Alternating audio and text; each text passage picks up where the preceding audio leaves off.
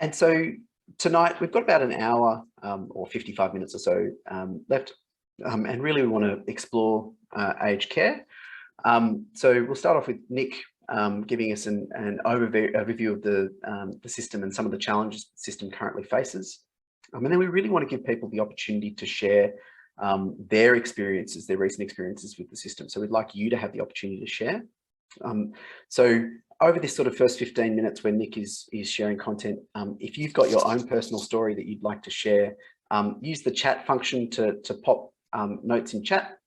And myself and another one of our colleagues, Sam, will be looking through the chat as we go, and we may call on you to expand a bit on your experience.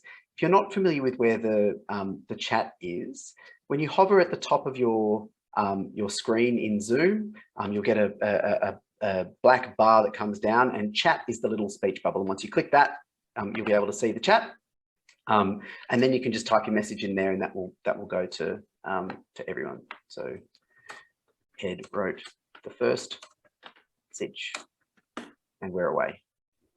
And then once we've had that opportunity to share recent experiences, because obviously that's a crucial part for Nicolette of understanding what's happening in the electorate and what people's experiences are and what the important priorities are, we'll then have the opportunity for about 15 minutes or so at the end for a Q&A for you to be able to ask Nicolette about her views on some of these areas, some of which will actually come through for the rest of the conversation as well. So that's enough of me. Without further ado, Nicolette, over to you. Thank you, Ed, and to Gillian as well. I would just like to also call out the Darramurrugal and the Guringai peoples, the land on which I'm coming to you tonight. Pay my respects to elders past, present, and emerging as well. Can I see the slide? Yes, I can. Before I talk to this slide, I just wanted to explain that my foray into aged care is a personal one, probably like many participants tonight. My mother, as a sole carer for my stepfather, he wasn't particularly old, but he had Parkinson's and later had Alzheimer's. And my mum's own sort of mental and physical health was really at stake. And we tried to find him home care, but the process and the wait lists were just simply ridiculous, mainly because my mother was already in crisis. It took her that long to be convinced that she needed help, and she needed it then, not in the sort of 18 weeks that we were told it would take to get the sort of help that she was needing. So on one hand, we're very, very fortunate that my mum, even though it's on her first language, speaks fluent English, that she has financial means, and that she's, I don't know where she got this from, I got it from, but she has a courageous personality and a disposition, not fearless, and can advocate. But that's not everybody's bag of tricks and skill set. So we're quite lucky we found him a place, quite a new local residential care facility in the area, and it had a series of care levels. So in other words, you know, as he progressively got worse, we could put him in a part of that residential care facility for people with Alzheimer's and other conditions, so that in case his condition was detrimental to the impact of his own physical safety of his carers. But I have to say it was possibly the most gut-wrenching, complex and confusing and frustrating experience that I've ever had to endure. And it wasn't even me. My mother was the one doing the heavy lifting on all of this. I was just making the cups of tea and listening to her problems and challenges. But fortunately for us both, my stepsister, my stepdad's daughter, is a lawyer and has significant professional experience with systems institutions like aged care.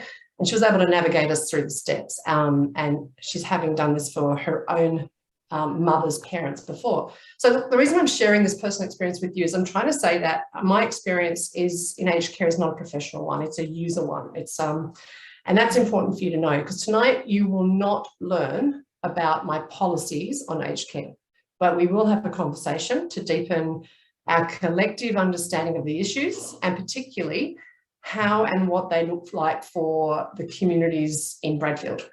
So, and that's why this slide's up. This, as being the first of a series of chats with me on issues, aims to show you that once I'm elected in the 47th Parliament, roughly how I'm going to go about building positions on issues that matter to the people in our electorate and the communities that we're part of.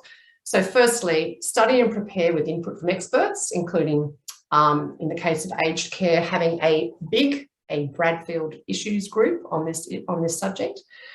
Then to present and elicit local views through my, and I'm really dreaming here, but we're going for it, my Member of Parliament Facebook page, regular surveys, and where issues really require, I think, some personal connection, COVID allowing, doing some town hall meets and other places where we can actually meet and debate and what have you. That's really important to me.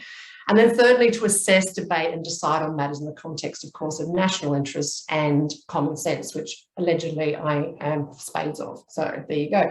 So look, next week I'm hosting a session on climate action, and my position will be very clear on that. That's very much my, my lane. But this week on aged care, I'd like to rate myself about a 3 out of 5.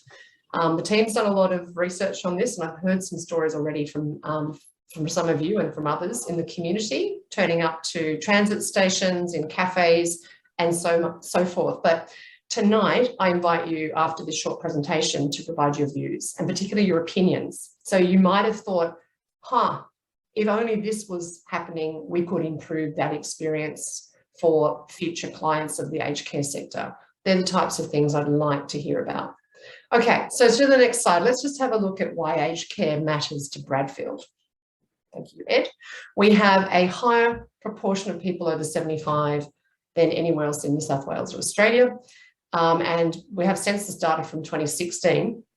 So I'm just using that data for now, but there's 18,000 people aged 75 years and above in Bradfield. And to give you an idea in terms of voters, we have around, back in 2019, 107,500 voters. So it's quite a big part of our community. So the next slide, what's it look like in Bradfield? So first, let's just put on the record that there are this sort of loose classification of the services in aged care, residential care, home support or CHSP, which is an entry-level home support service, and respite services to support the carers. That was where I think my mum was too late for the support, and we couldn't wait for that one. And then there's home care packages or HCP, and that's a coordinated package of care that ranges from levels 1 to 4, or basic to high care needs, obviously depending on assessment, ongoing assessments by people that come into your home and have a look what the needs are for the client and the carer and its family. So as of 2019, where there are 20 aged care, I'm just pointing at the screen, that's not helping you. There are 20 aged care facilities in Bradfield. They provided 1,390 residential care places with a really high occupancy, around 90%. So all up, we've got about 1,250 residents or people living in residential care in our electorate, based on data from 3 years ago. And furthermore, we have approximately 10,000 people of home support or CHSP and 6,000 with home care packages. So generally that means it's about 36%. Sorry, but the data is 2016, 2019. It's approximately just over a third of people over 70 in our electorate are using one or more of these services. So it really, really matters to the people of Bradfield. The next few slides go broader than Bradfield, go to New South Wales and in some cases Australia. So let me just quickly go through the history of the modern aged care crisis. Aged care has been an issue since at least 2017 in terms of what we hear writ large. I'm sure you're in the system, you might have thought that was the case much earlier. Since at least when the police investigated the Mac and Macleay nursing home in Oakden, South Australia, where residential care residents, you might remember this, were washed with kerosene and they were doped. The 2018 Four Corners expose, which followed some times later, sort of showed that this was not an isolated instance, that there were systematic neglect and in some cases just deliberate lack of duty of care for people in residential care. So with at least 5 years of history of people telling us that the system's broken, we also know what the answers are.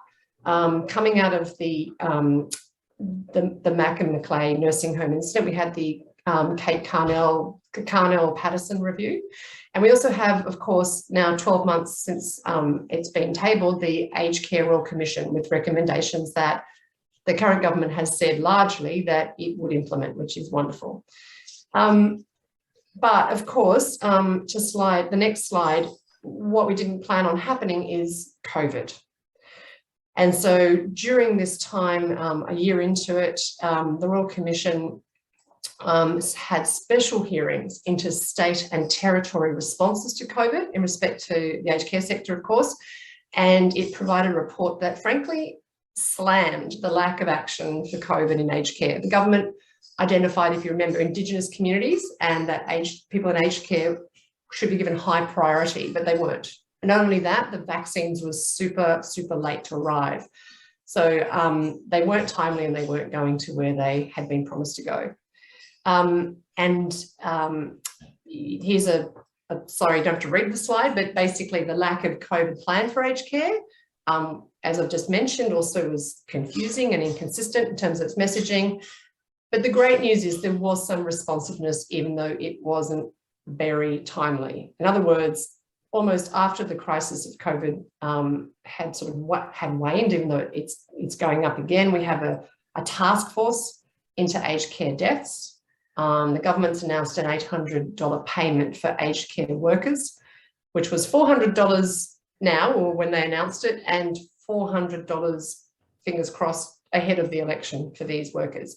But this is not the kind of leadership and plan that I'd imagine we need in the sector. This is just, Band-Aids to try and fix things. And of course, you'll also remember the 1,700 ADF personnel that were allegedly available to help out on an emergency basis to help staff aged care facilities, but only 116 have been deployed to centres and 17 are acting as coordinating staff.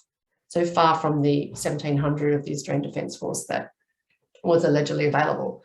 So the fallout, it's just tragic. It's human lives that probably didn't need to end. And I can only imagine I know that sounds ridiculous, but my stepdad died in January 2019 and we were able to have a funeral in person for him. And it was such a blessing when I look at the anguish of so many other people in our community for which that hasn't been the case, and particularly for the people who have been in those facilities not having human connection with their children and their grandchildren. So this fallout doesn't come close to explaining what's happened there. It's just got some statistics. And really interesting as well is that due to this just lack of planning and the crisis we're in, we've even seen aged care homes across Australia forced to close. So on the next slide, what we really in summary know is that, and the Royal Commission called this out, that we have to change the culture in aged care. We need to put people at the centre of our thinking and about decision making. And when you do that, the possibilities for solutions are so much better and just so much more abundant. They identified 4 systemic dimensions to the crisis and its solutions. They're here on this slide: staffing and workforce, funding, wait lists, and regulation. Well, I'm just going to check in with Ed. Can I go into any more detail, or shall we? Am I over time? I think you can go into a little bit more detail, okay. Nicolette. For those of you on the call that would like to share something, now is a good time to start popping notes in the chat. I see Nicola's popped a note about, they won't win votes with an $800 payment for staff that have been underpaid for years. I'll take that as a comment that most will agree with. But Nicola, if there's more that you'd like to add to that, please let us know. And Nicolette, if you want to go into a little bit of detail here, then others can add to the chat what they'd like to. Thanks, Ed. And so just on wages, the peak union is pushing for a 25% lift in the hourly rate for people working in the sector. But of course, it's not just trying to attract and retain quality, not in quality, just people working in the sector. I mean, yes, definitely quality, but it's not glamorous. It's very hard work, and particularly during COVID. I'm hoping some people maybe participating tonight can share their own experiences if they're from that sector. But from the research, it's very understaffed as well. And it's not just now, but apparently we have to find 17,000 new workers every year for the next decade. And the Productivity Commission puts that to 1 million aged care workers between now and 2050. So this just opens a whole conversation to things like migration and creating new migration paths for specialist aged care workers. And I just want to do a, hashtag refugee crisis in there as well. There's some, opportunities to put those things together as well, but we need them quick in the sector. And I probably just should call out, there's also a National Skills Commissioner report into aged care, veteran affairs and mental health sectors which charts our needs up to 2050, but the government is yet to release that report, so I can't talk about that. Now, the other element of this jigsaw is funding. I do want to call out that the government, thankfully, has committed $17.7 billion. Well, it's proposed that it will, once elected, spend that money in a once-in-a-lifetime investment. And I'm starting to sound a little bit like a politician, may I say, whoops. But unfortunately, I have to say, based on the government's record of promises for actions on things like the federal ICAC and tax reform and the climate crisis, I just don't know whether we're actually going to get that delivered. And my experience working in non-financial audit is that when you challenge the board of directors, you ask them not just to tell you what they're doing, but you ask them to show you what that looks like in action. And that's the difference here. We just haven't, we've heard a lot, we just haven't seen it translating very well on the ground. And let's just assume for a minute that they are re-elected and they do spend every single cent of that $17.7 billion without measures like a federal ICAC. We just don't know whether the criteria on which that funding will be made is fair, has efficacy. And so that's why we need to have those other bits of legislation as well. We need some transparency around what the plan is, and we need that money, not just more of it, but going to the right places. And probably furthermore, because I do love a good chat about revenue raising and spending of government funds, it's really unclear, because there were split recommendations on funding from the Royal Commission, how that spending, how that money, that $17.7 billion will be raised. Does that mean a levy like Medicare? We don't know, and we don't know how that will be impact, again, another levy on people, how that's going to impact people and whether that will be applied fairly. So this is difficult to just genuinely trust that this government can get that done. But I do want to give some credit quickly to wait lists. That's apparently, I say apparently, because again, it's the figures. It's very, people say, unemployment's down and what have you, but I still go on the main street and see all these small business shops empty. So what the figures say and what's happening in real life can be often quite different. But the wait lists have dropped around about 25% since they committed a $6 million injection into that during COVID. But regulations kind of exciting to me. It may be boring to everybody else. I'll come back to it, but that's the sort of summary, I suppose, that we know we need to increase funding to the sector. We need to boost pay and improve conditions. We need to create a new dedicated migration path to sort of boost that labour force. And there are many other aspects, but I would love to hear now, Ed, if we could, from the participants in the session about their experiences in aged care. And if you wouldn't mind also, again, because I don't want to squander any opportunity to get any tips on things that you think, once I'm elected, we could put into an improved aged care response. So from your own experience, what do you think could be done better? I'd love to hear those suggestions as well, and I will take notes. Thanks, Ed. Thanks, Nicolette. So Christine, I'll call on you in a tick just to share a bit more about your experience with your mum. For those of you that can't see the chat, I'll just read that out first. And Gillian, if you can unmute Christine. My mum has been in a nursing home for 3 years. There is a massive and consistent lack of trained staff, many of whom are young and inexperienced. The home was in lockdown in January and mum was in her room for 32 days, as were other residents. There weren't enough rats and many staff were off sick. The home didn't get expanded COVID funding until recently.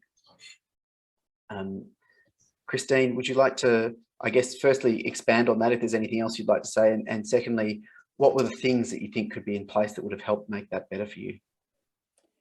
Hi, I think one of the big issues is the problem between the aged care is run by the feds and the health system is a New South Wales health run organisation, and inevitably aged people have to deal with the state system and they don't meet. The expertise is in the state, not in the federal system around these things.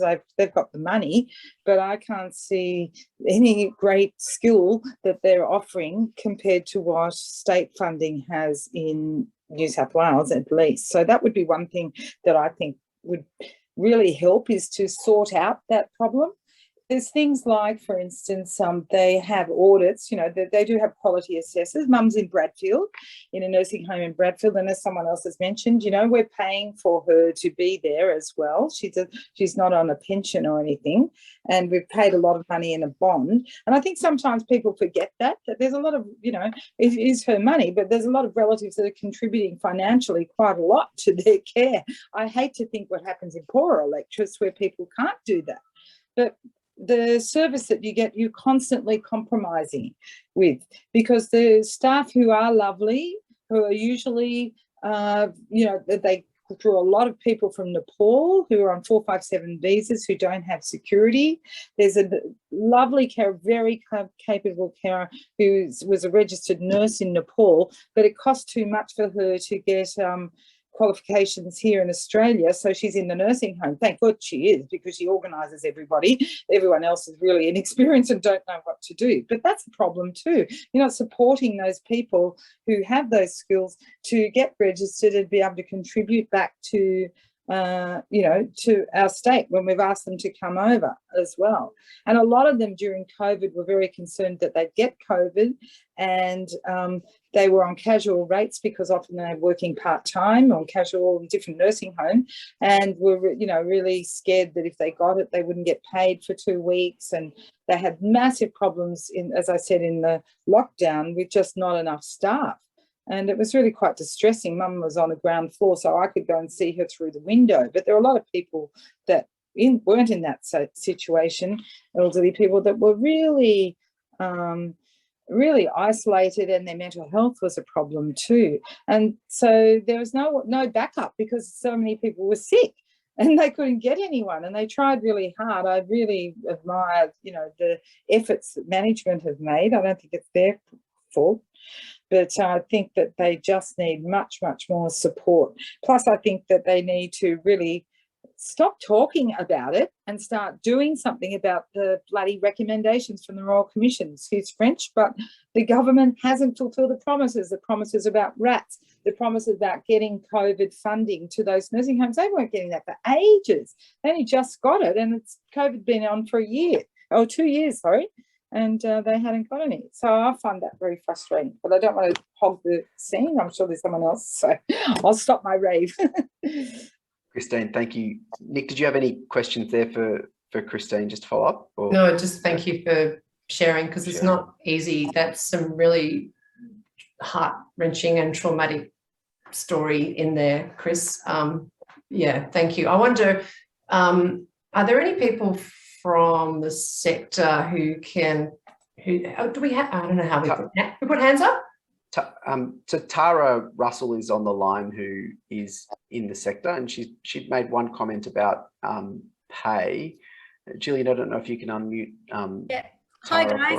Hi guys. I just jumped ahead of Gillian and I did it myself, sorry. That was a really interesting comment, I thought, about the separation between the state and the federal government. And I think actually it was really insightful, because that also probably goes to the disparity in the salaries for nurses. So my comment in the chat was about nurses who work in the aged care or residential aged care are paid somewhere between 25 to 48% less than nurses who work in the state government health system, which I think when is quite illuminating when you think about the people are admitted into a certain ward within the health system, and so therefore there is a specialist, or you have practice in that, or you are employed in a certain sector.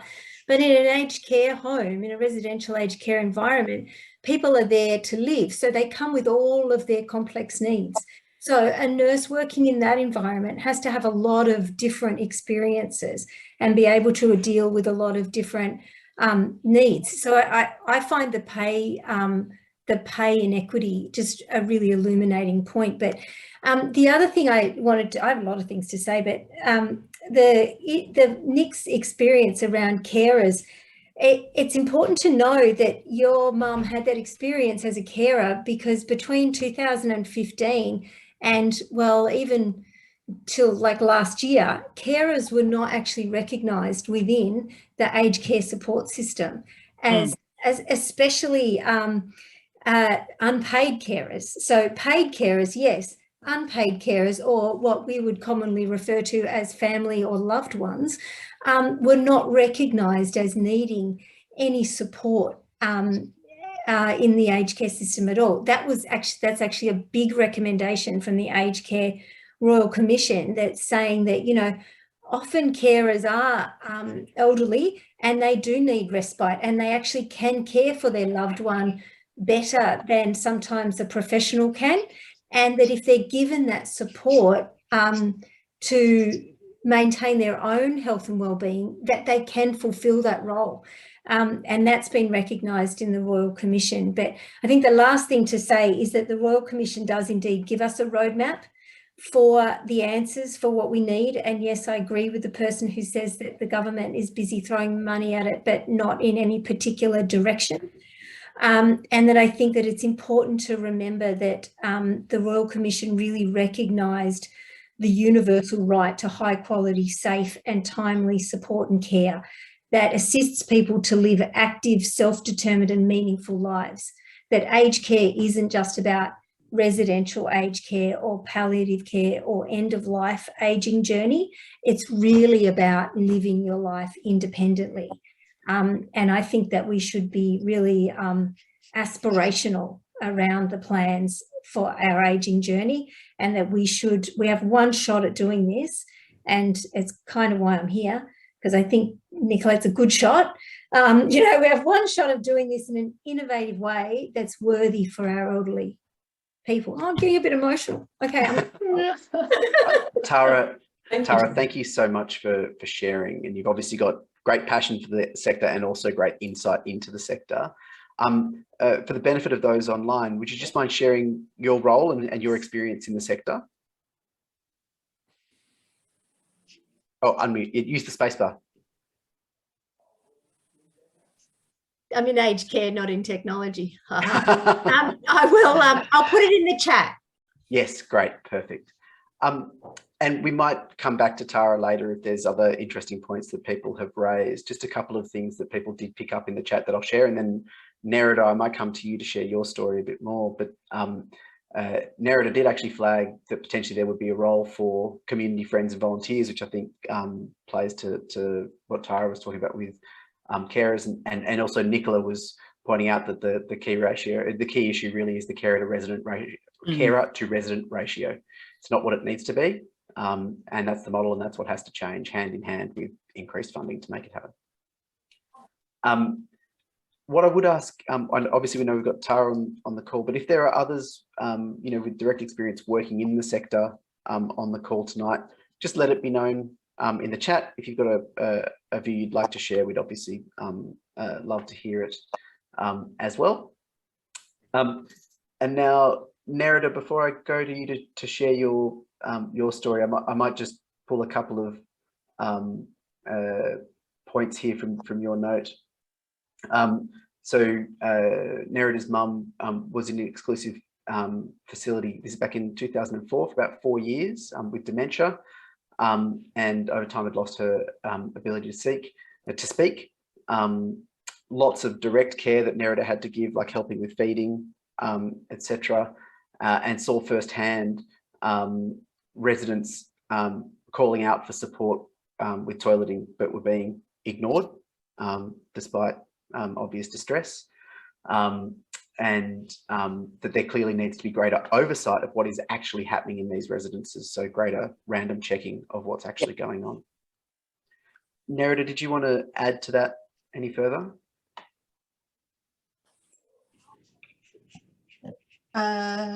Just to add that it was a very distressing period in my life.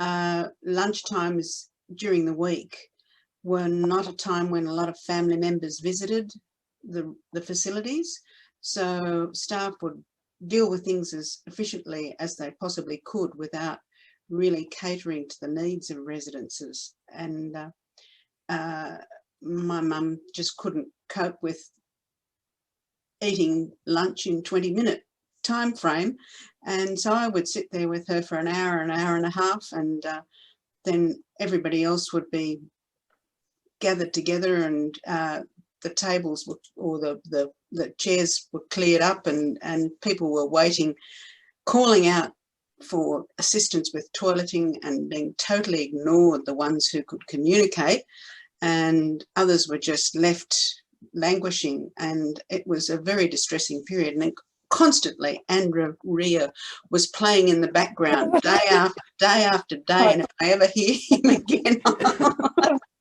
it was just a lack of oversight. I've also worked in the disability sector and supported as an advocate a number of people who have been in facilities with disabilities, and there's been allegations of the way they've been treated, which the residents really don't have the capacity to explain or communicate, and you can only draw certain conclusions from physical marks on them, but to establish what is actually happening in those facilities is extremely difficult. And Nerida, while we have you, you obviously raised the comment about there possibly being a role for community friends or volunteers. Did you want to expand on that any further? Well, I just think, as you say, the staff to resident ratio is woeful, and if there were more eyes on the ground at those critical times when people are being fed or supported, or more people around to see things and support suggestions about what might be done better, I think it'd be very powerful. It's just a thought. Great, thank you, Nerida. Nick, did you have any other follow-up questions there? I'm just summarising on my notebook. That's again, thank you for sharing, but really distressing story. But it goes to, I think, yes, more resources, more staffing, as you mentioned, more eyes on it. And I hadn't really thought about that idea of having, when people have just a longer period to eat their meals, and how emotionally distressing that must be for them as well, if they're watching everybody else finishing up and feeling that anxiety that they're holding people up as well. So thanks. So more staff paid well. Yeah, I think creative ways of staffing sounds like the other element of that, Nick, as well. Yeah. Stuart Fist shared some ideas earlier, and Stuart, might turn to you to expand on this a little bit in a tick, which is Bradfield specific. So Bradfield is one of the richest electorates in Australia, and more than any other, it has the capability of creating small homes and nursing homes using the funds available in the electorate itself. The cooperative structure is the ideal way to handle these matters, since for-profit private is too expensive and the government has other priorities. This approach is at least different to what every other candidate is promoting, and you could get some mainstream media coverage. So, Stuart, any expansion on that that you'd like to make? And then interested in others' views on that, I guess.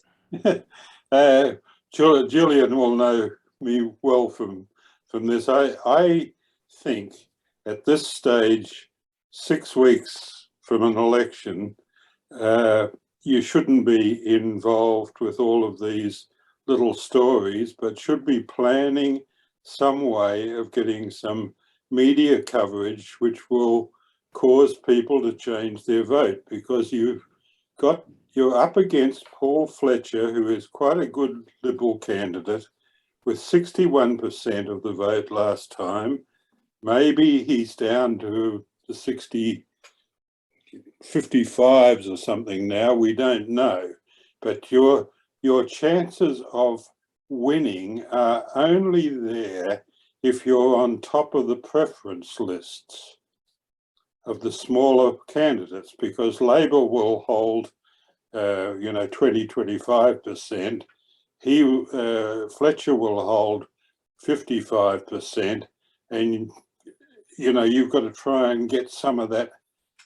You've got to be on top of that list in between of small candidates and of independents, and you have to be looking for things that are different that can get you some coverage.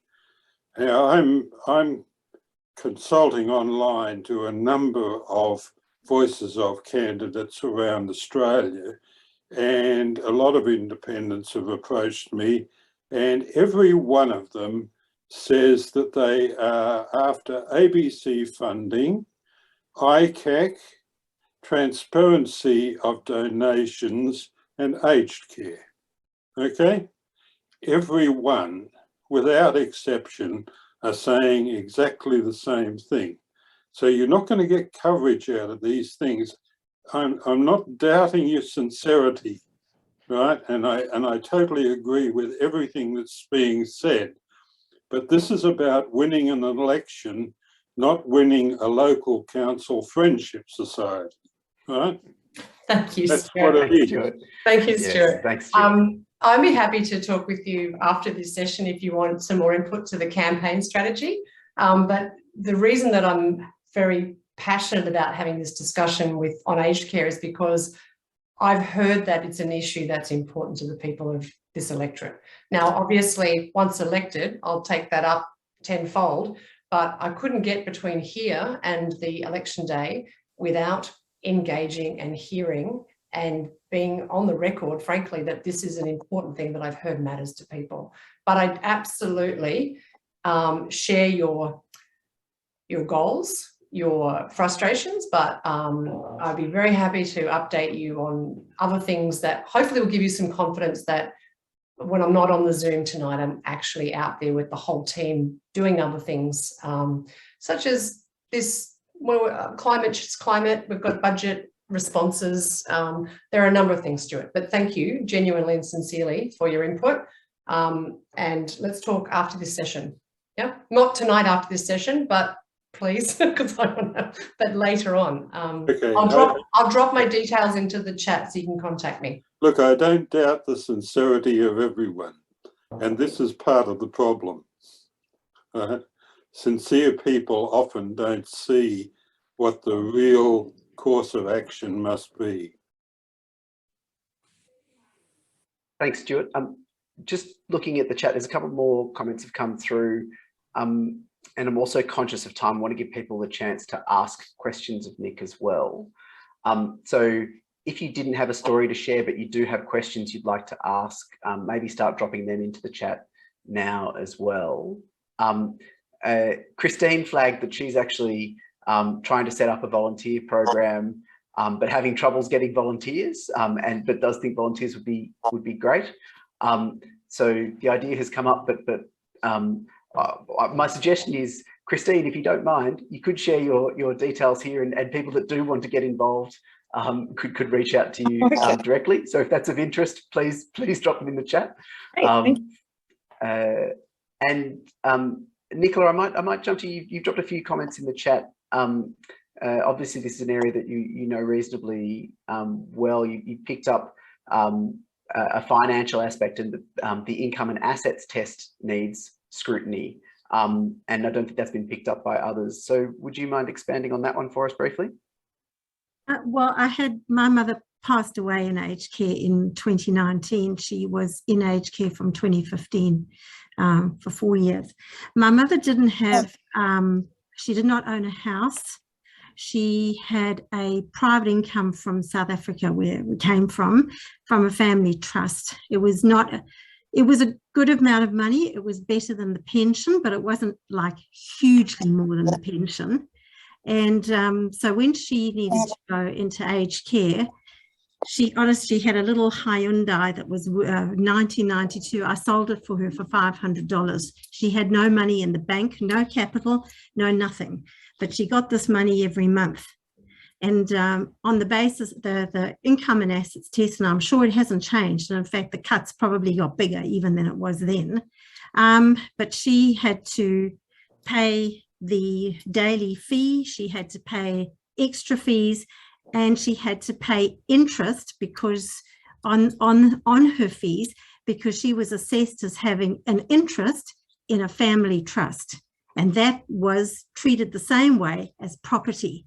But she owned no property, she had nothing. So all of her money used to come in and it used to go straight to the aged care provider, and she might have had $100 left over by the end. And it was just a rip-off. It was just, the system is a rip-off. Some people are not putting in enough and some people are just being bled. And yeah, that made me angry. On her behalf, made me angry. I just thought that was really unfair. So I think that test does need looking at, and I wonder how many other people have been having that experience. Nicola, thank you for sharing. That's if anyone else has faced that same experience, please do let us know and share it in the chat. And obviously, today's only an hour-long conversation. If there's things you wanted to say or things you think of after, Nick has just dropped a contact detail in the chat, so please do feel free to just grab that and share with us after tonight as well.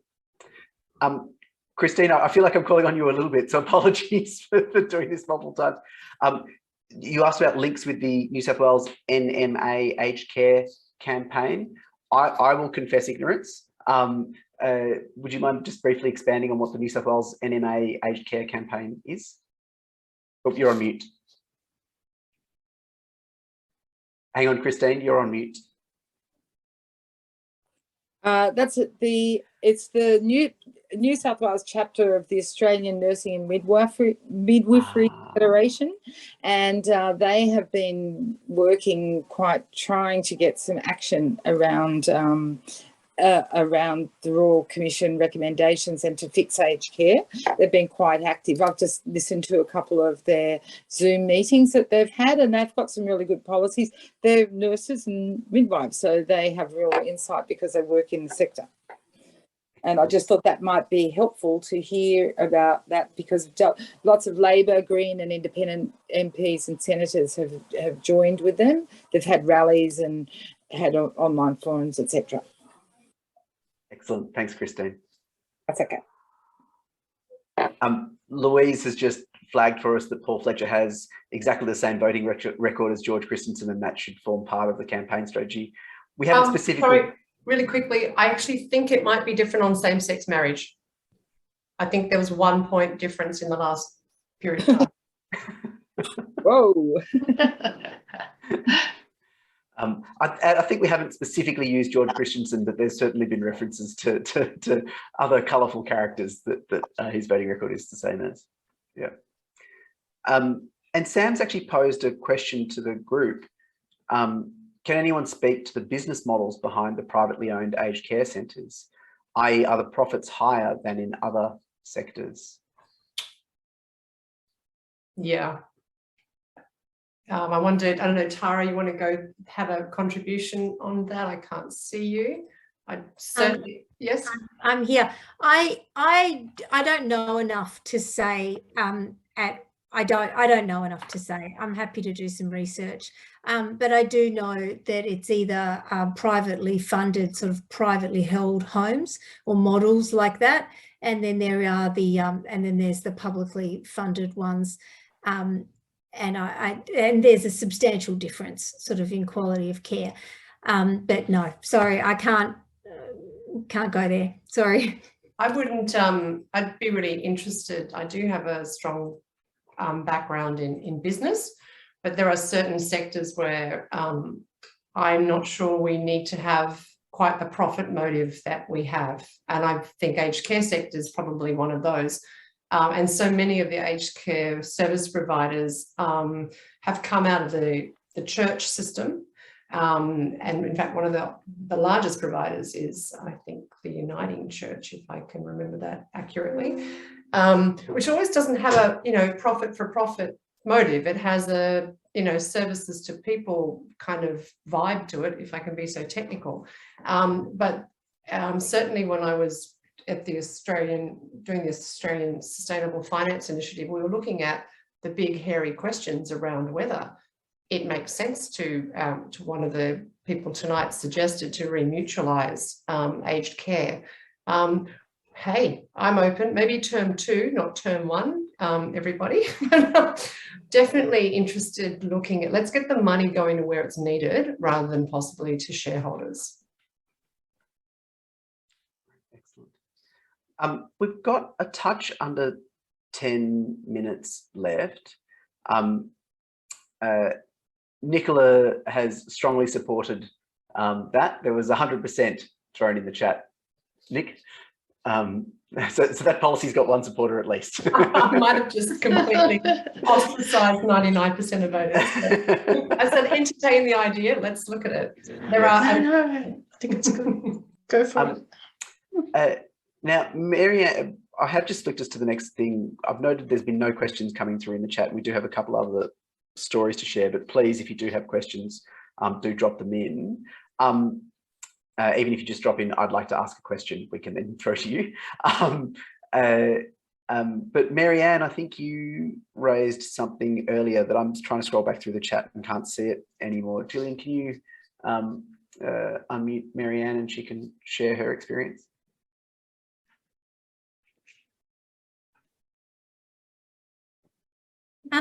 Ed, can I just jump in? Because I think it was Marianne's comment that was about the CHSP program, which I found really interesting.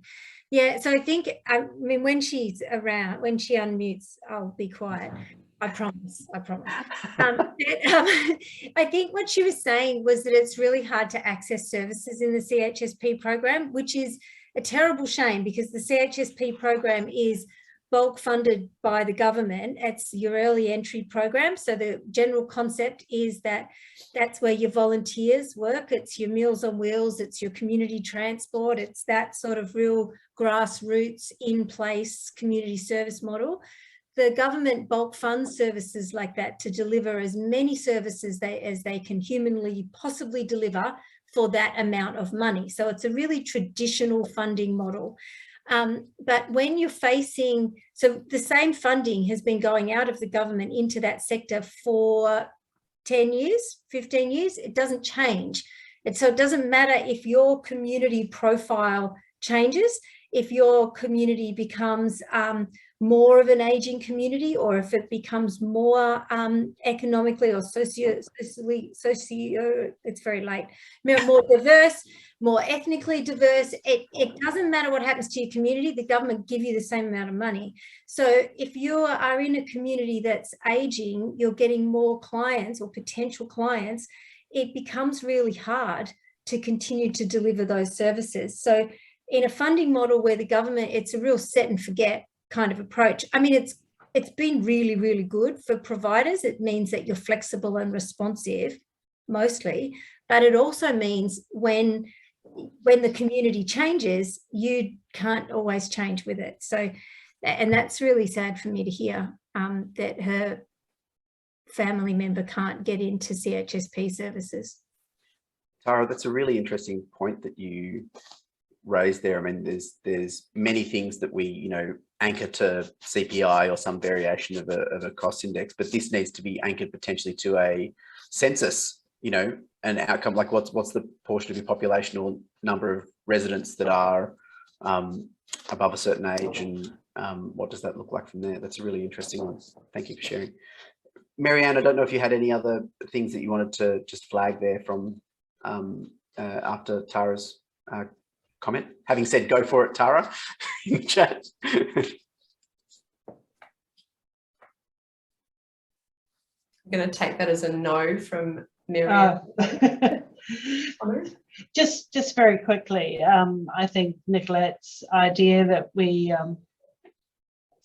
so I'm in my early 50s, both my parents passed away, my partner's parents are still around and cannot access these services. Now, luckily for us, they're doing okay, but I know they're going to get to crisis and we're still not going to have services for them.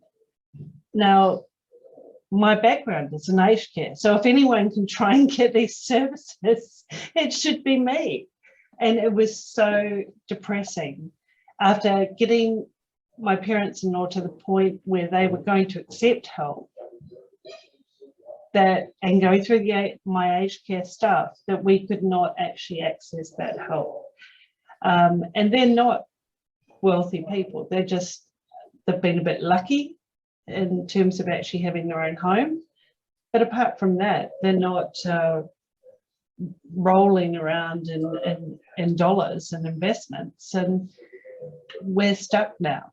So I think Nick's idea to start with the Aged Care Commission, Royal Commission's recommendations is a good start.